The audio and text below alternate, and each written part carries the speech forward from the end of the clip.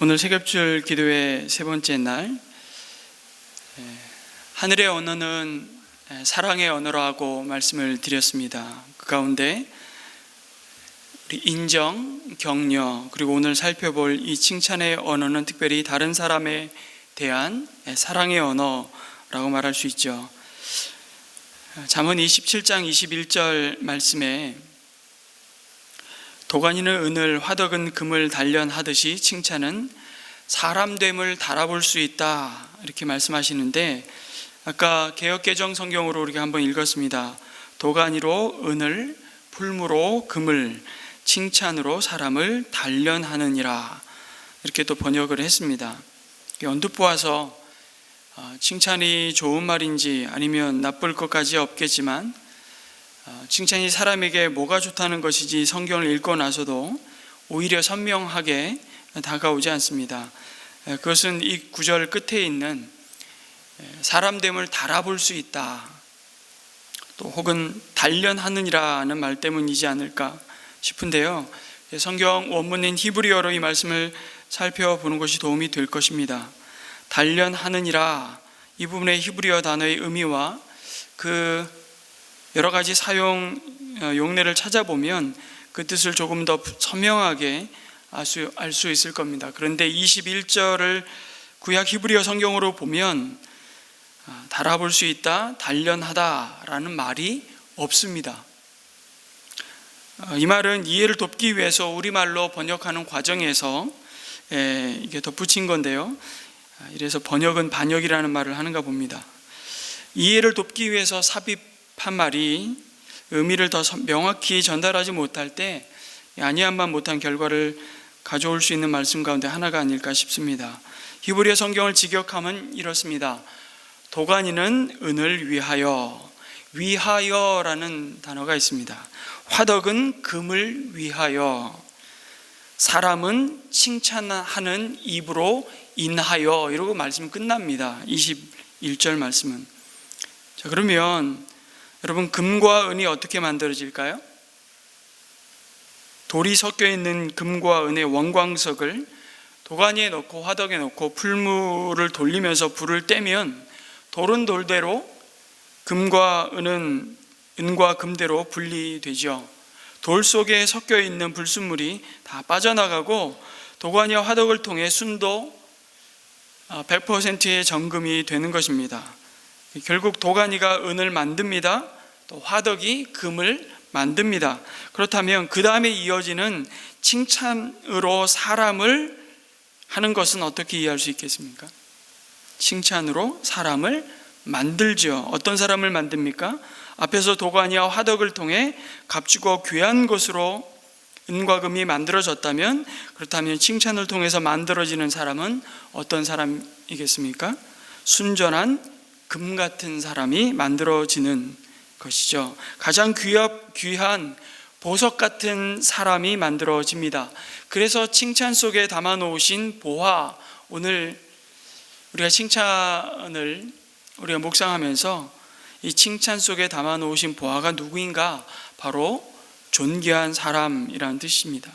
도가니와 화덕이 금은과 돌을 분리합니다.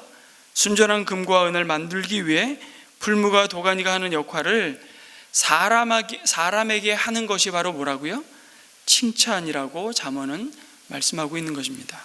칭찬하는 입으로 인하여 사람을 금과 같이, 은과 같이 귀한 존재로 만듭니다 라는 뜻입니다. 그래서 금 같은 사람은 태어나는 것이 아니라 칭찬으로 만들어진다.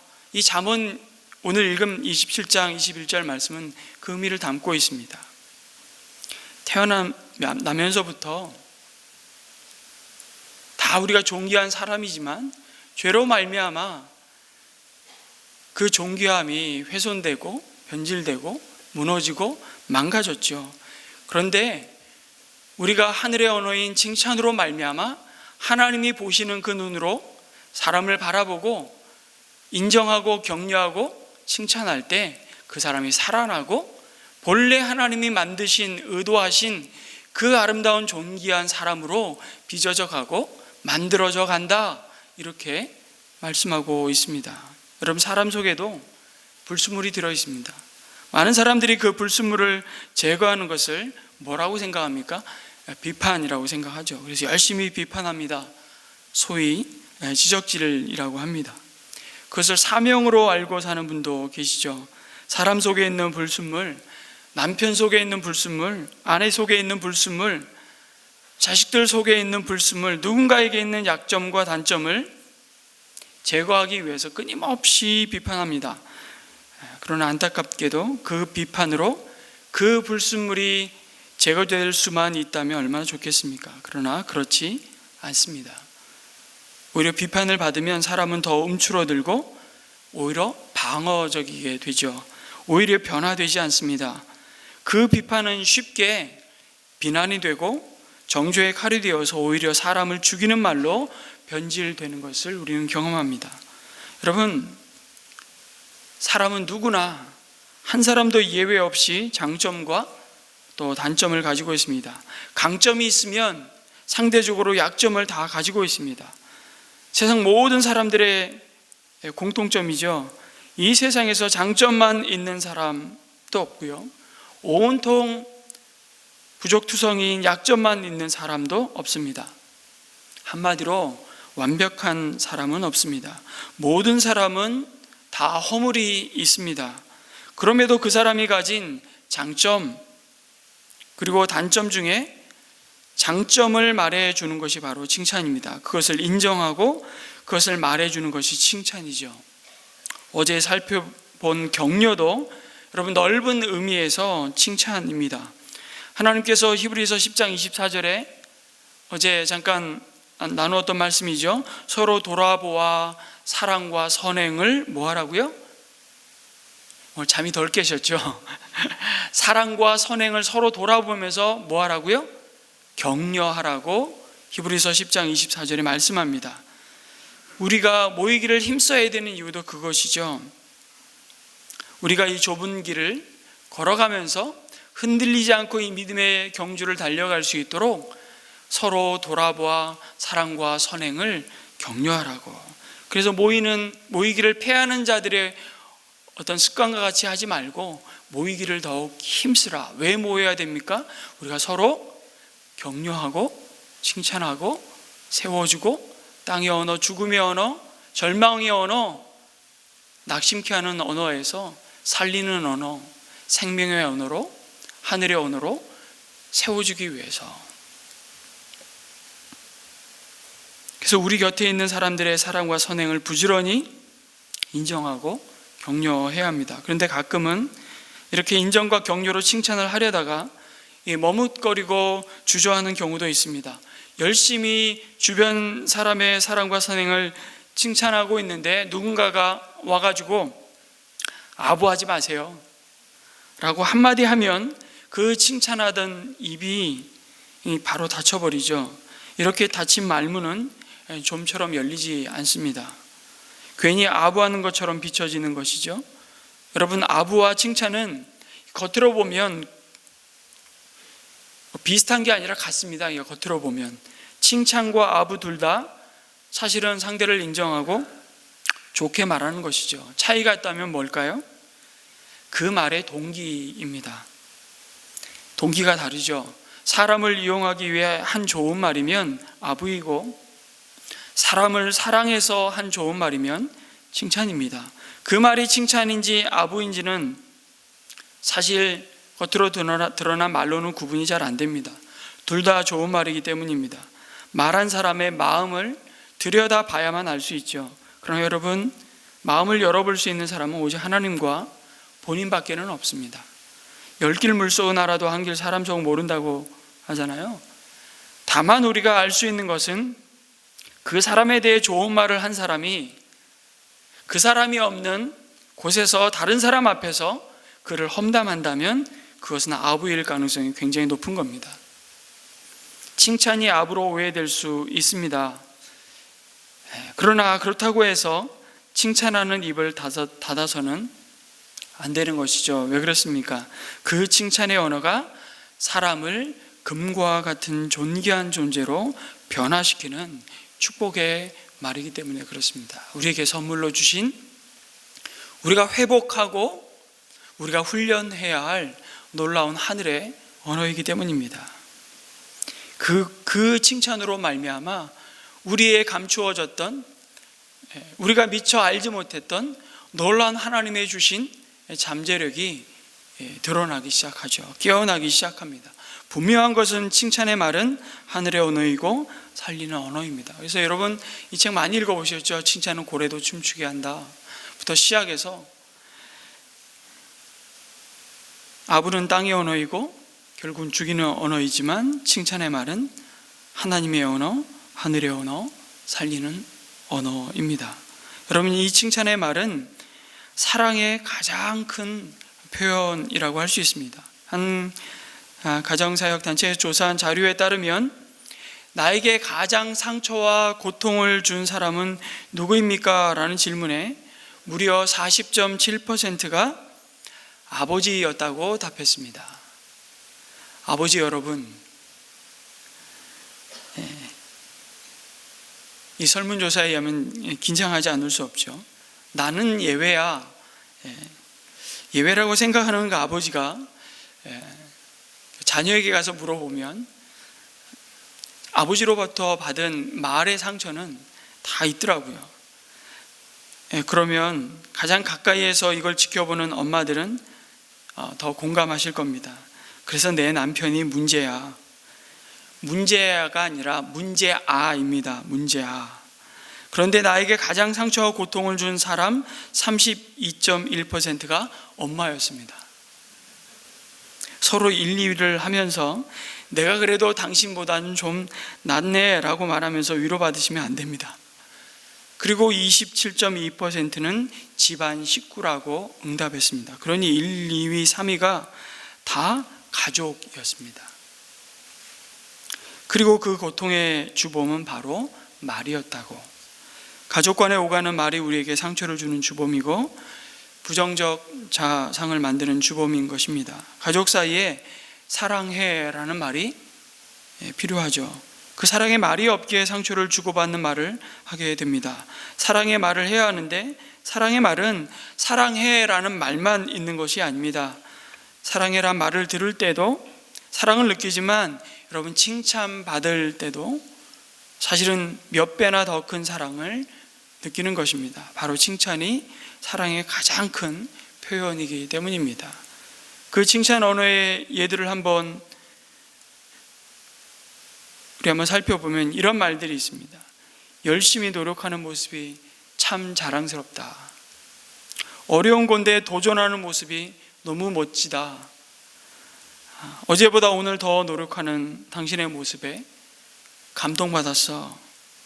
아들 용기 있는 모습이 참 엄청 멋진데 시키지도 않았는데 혼자 하는 것이 참 대단하다. 와, 당신 그 옷 입으니 정말 멋있고 잘 어울린다.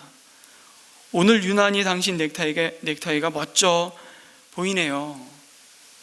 역시 당신이 제일입니다. 난 당신이 있어야 일이 잘 돼요. 아내가 남편에게 당신은 가는 곳마다 참 부흥의 역사가 나타나는 것 같아요. 당신은 못하는 것이 없네. 우리 아들은 항상 에너지가 넘치네. 여러분, 이와 같은 칭찬하는 말 좋은 거 다 아는데 왜 못하고 왜 안 하게 될까요? 칭찬하면 우쭐대고 교만해질까 봐 혹시 칭찬을 망설이게 됩니까? 제발 칭찬을 너무 해서 교만하고 우쭐해져서 자기가 세상에서 최고인 줄 착각하는 일이 좀 있은 다음에 그런 걱정을 하시기를 바랍니다. 하나님보다 너무 앞서가지 마시길.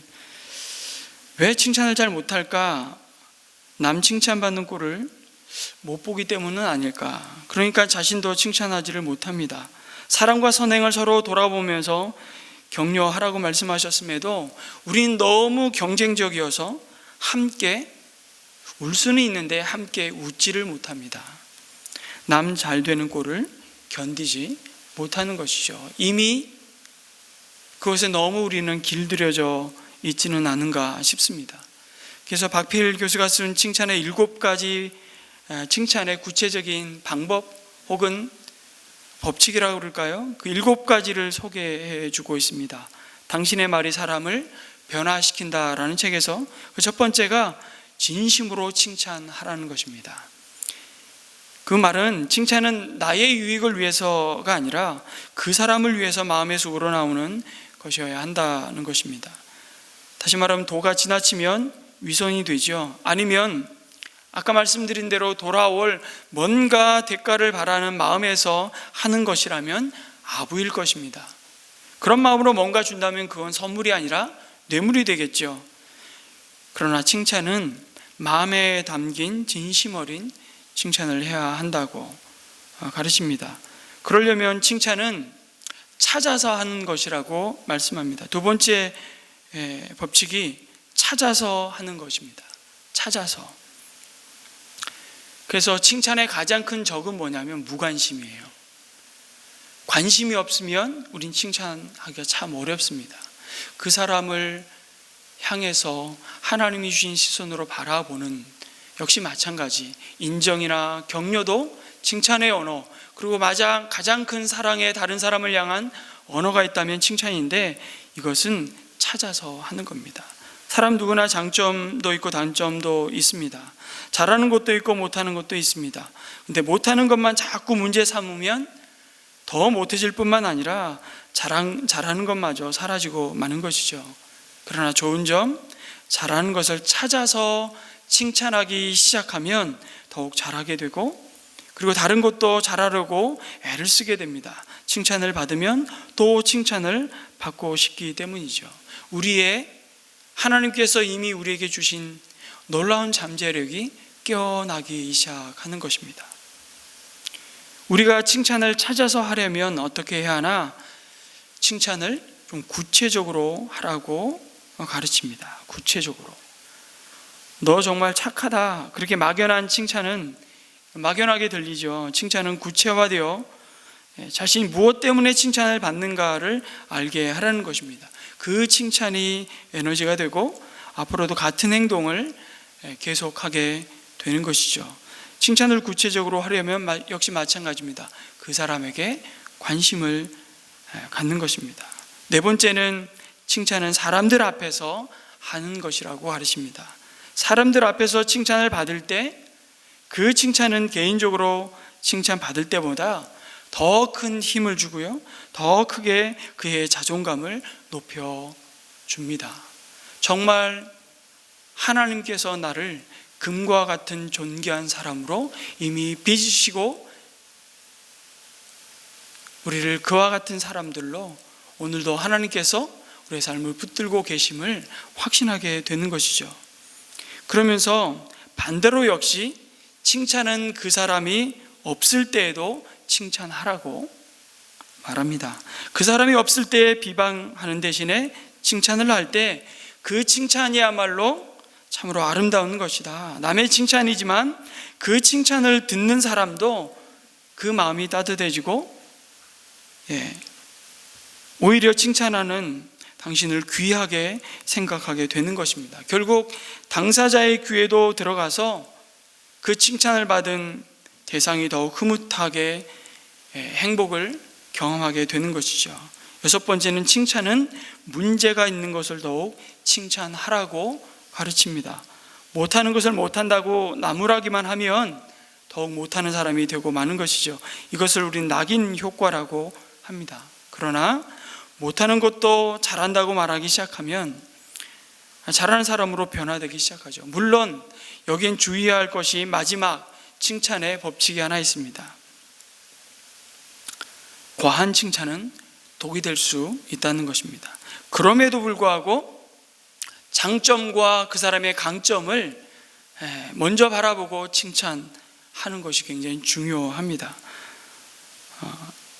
남편이 술에 취해서 새벽 1시에 들어왔습니다. 이때 아내가 도대체 지금 몇 시예요? 하고 짜증내면 속은 시원해도 그 남편의 습관은 변하지 않습니다. 그러나 당신 그래도 길 잃지 않고 집까지 잘 찾아오니 다행이에요. 다른 사람들은 엉뚱한 데 가기도 한다는데 다음엔 기다리는 사람도 생각해서 조금 일찍 들어오세요. 이런 말을 하는 아내가 있을까? 여러분, 이 말을 진짜 하는 아내로 인해서 변화된 남편이 우리 공동체 안에도 있습니다. 정말 심심치 않게 이 말을 바꾸기 시작하면서 놀랍게 관계가 회복된 사람들을 우리 공동체 안에서 저는 여러 사람을 봤어요. 여러분, 처음에는 이 말을 하는 것이 자기를 죽이는 거죠. 철저하게 자기를 부인하는 사실 태도일 것입니다. 근데 이 말을 한 번 하고 두 번 하고 세 번 하고 한 달만 계속하면 아무리 술을 좋아하는 남편이라도 술을 멀리 해야겠다고 작정하고요, 반드시 일찍 귀가하게 되어 있습니다. 그래도 귀가하지 않는 인생은 주님께 맡기십시오. 주님이 만져주시길 정말 기도합니다. 그럼에도 이 정도 되면요, 사람은 칭찬을 먹고 사는 존재이기에 그 칭찬을 먹으면 변화되기 시작합니다. 자기가 얼마나 금과 은과 같은 존귀한 사람인지를 비로소 잠자고 있는 그 영혼이 깨어나는 거죠. 물론 조심해야 될 거 마지막 말씀드렸습니다. 과한 칭찬은 독이 될 수 있습니다. 교만과 자만에 빠져 있는 사람에게 계속해서 그냥 잘한다고 칭찬만 하면 정말로 자신이 잘하는 것만 있는 사람으로 착각을 해서 더욱 자만심에 빠져들 수도 있습니다. 그래서 나태해지고 교만해지죠. 마태복음 16장에 보면 놀라운 베드로의 고백이 있습니다. 주님을 향한, 주는 그리스도시요 살아계신 하나님의 아들입니다. 사람들이 나를 누구라고 하느냐라고 주님이 물으시고, 너희들은 나를 누구라 생각하느냐라고 물으실 때 베드로가 자신 있게 이렇게 대답을 한 것입니다. 그러자 예수님은 그 제자들이 다 보는 앞에서 바요나 시몬아, 내가 복이 있도다. 이를 내게 알게 한 이는 혈육이 아니요 하늘에 계신 내 아버지시니라. 또 내가 내게 이르노니 너는 베드로라. 아주 구체적으로 칭찬하시고 그에게 will 언어를 쓰십니다. 우리가 앞으로 살펴볼, 내가 이 반석 위에 내 교회를 세우리니 음부의 권세가 이기지 못하리라. 크게 칭찬을 하셨죠. 주님은 베드로의 좋은 점을 찾아 칭찬하셨습니다. 흔들리는 믿음을 제자들 앞에서 더욱 칭찬하셔서 반석 같은 믿음이 되게 하셨습니다. 그러나 이렇게 칭찬하셨던 예수님이었지만 곧 이어지는 말씀에 보면 자신이 예루살렘에 올라가 제사장들과 바리새인들과 장로들에게 많은 고난을 받고 죽임을 당해야 한다고 말씀하시자 베드로는, 성경이 참 재밌어요, 예수님을 따로 붙들고 절대로 이런 일이 주님께 일어나서는 안 된다고 말하면서 표현이 이렇게 되어 있습니다. 예수님께 대들었다고 표현합니다. 그러자 예수님이 돌아서서 베드로에게 사탄아 내 뒤로 물러가라. 너는 나에게 걸림돌이다. 너는 하나님의 일을 생각하지 않고 사람의 일만 생각하는구나 라고 아주 엄하게 꾸짖으셨습니다. 여러분, 예수님이 칭찬의 대가이심과 동시에 정말 균형 있는 예수님의 모습을 우리에게 보여주시면서 칭찬할 때와 꾸짖을 때를 잘 지혜롭게 분별하도록 우린 물어야 되겠죠. 예수님이라면 어떻게 하시겠습니까? 이 상황에서 예수님이라면 어떻게 하시겠습니까? 칭찬 10번 한다면 정말 그럼에도 그 가운데 아프지만 잠언의 말씀이 찌르는 말씀인 것처럼 책망의 말도 우리에게 필요하다는 것을 동시에 가르칩니다. 여러분, 이 아침 우리가 가장 사모해야 할 칭찬은 사실 무엇이겠습니까? 하나님 앞에 섰을 때 받을 칭찬이라고 말하고 싶습니다. 그래서 조금 이 땅에서 억울해도 내가 수고하고 애쓴 만큼 남들로부터 좋은 소리 못 들어도 우리는 영원한 하나님 나라의 칭찬을 바라보면서 이 믿음의 경주를 달려가야 할 자들입니다. 바울이 그렇게 고백하지 않습니까? 나의 표대 되신 예수 그리스도를 바라보고 그 주님 안에서 나에게 주실 하늘의 상을 바라보면서 내가 오늘도 하나님께 주신 이 맡겨주신 사명의 길을 걸어간다고. 하늘의 상이 뭡니까? 그게 바로 하나님이 주실 칭찬입니다. 착하고 충성된 종아.